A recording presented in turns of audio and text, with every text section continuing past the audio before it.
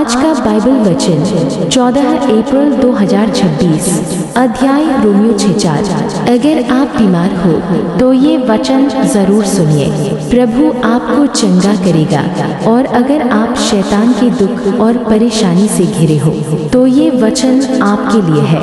वचन भाग 1। सो उस मृत्यु का बपतिस्मा पाने से हम उसके साथ गाड़े गए। वचन भाग 2। ताकि जैसे मसीह पिता की महिमा के द्वारा मरे हुओं में से जिलाया गया, वैसे ही हम भी नए जीवन की सी चाल चले। अब समझो, पहले भाग में कहा गया है हम उसके साथ गाड़े गए, मतलब आपका पुराना जीवन खत्म हो चुका है। जो डर था, जो कमजोरी थी, जो बीमारी आपको दबा रही थी, वो सब पुराना हो चुका है। अब दूसरे भाग में कहा गया है जैसे मसीहा जी उठा वैसे ही हम भी नए जीवन में चले, मतलब अब आपको नया जीवन मिला है। अब आपको वैसे नहीं जीना जैसे पहले जीते थे। अगर पहले आप कहते थे मैं ठीक नहीं हो सकता, अब आपको कहना है प्रभु मुझे चंगा कर रहा है। यही बदलाव है। अब अगला वचन रोमियो 6:5 भाग 1। क्योंकि यदि हम उसकी मृत्यु की समानता में उसके साथ जुड़ गए हैं, वचन भाग 2, तो निश्चय उसके जी उठने की समानता में भी जुड़ जाएंगे। इसका मतलब अगर आपने पुराने जीवन को छोड़ दिया है तो नया जीवन निश्चित है। आप हमेशा नीचे नहीं रहोगे, आप उठोगे।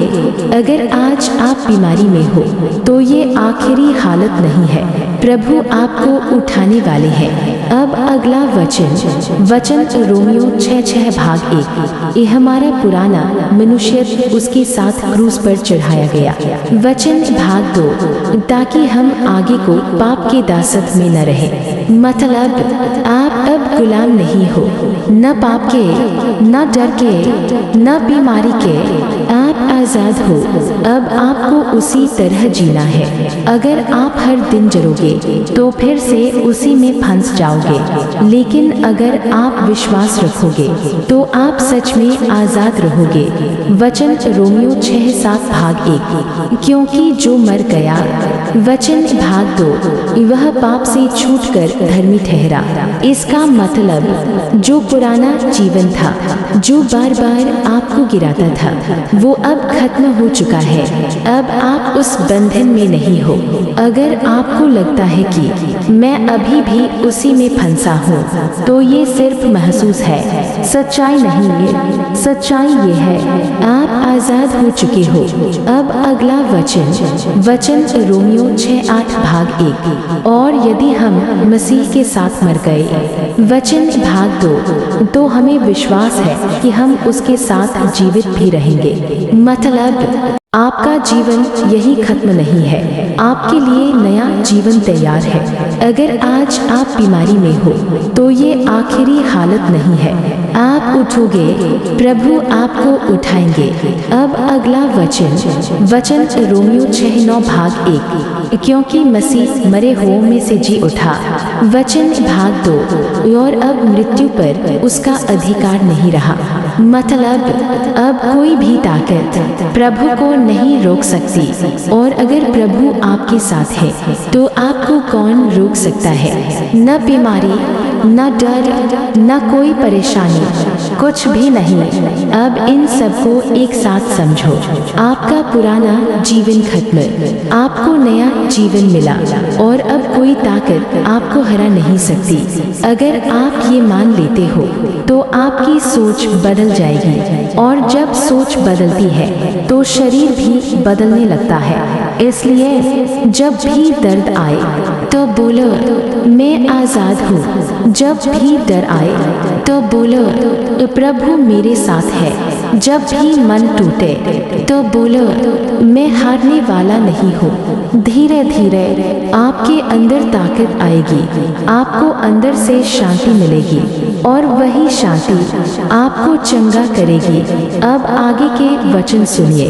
वचन रोमियो 6:10 भाग 1। क्योंकि जो वह मरा, वचन भाग 2, वह पाप के लिए एक ही बार मरा, और जो जीवित है वह परमेश्वर के लिए जीवित है। इसका मतलब प्रभु ने जो किया वो बार बार नहीं करना पड़ेगा।